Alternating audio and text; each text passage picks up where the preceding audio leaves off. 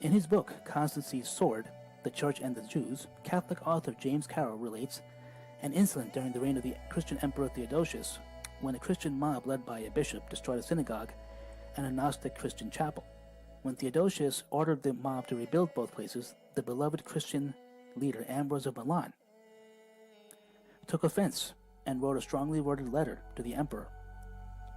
Carroll writes that, in a direct written challenge to Theodosius, the Bishop of Milan declared himself ready to burn synagogues, that there might not be a place where Christ is denied.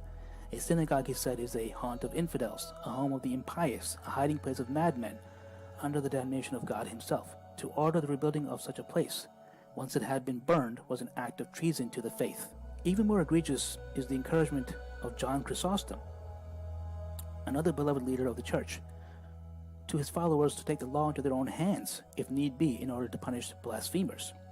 In his homilies on the statutes, he wrote, "But since our discourse has now turned to the subject of blasphemy, I desire to ask one favor of you all, in return for this my address and speaking with you, which is that you will correct on my behalf the blasphemers of this city.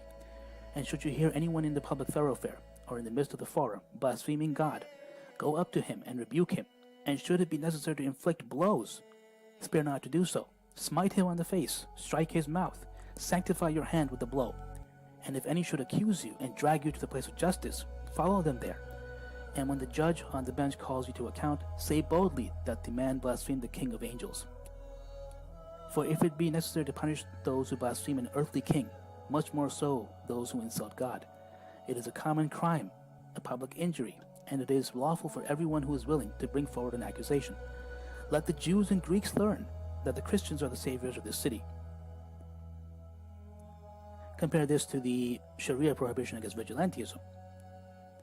But John Chrysostom saved his most toxic and virulent attacks for the Jews.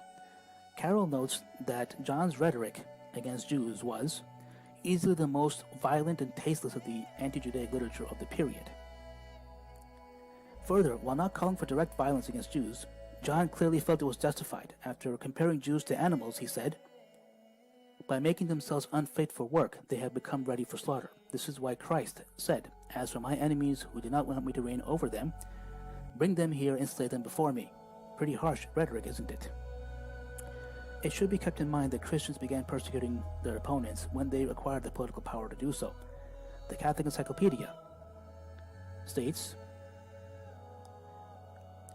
"When the Roman Empire became Christian, apostates were punished by deprivation of all civil rights.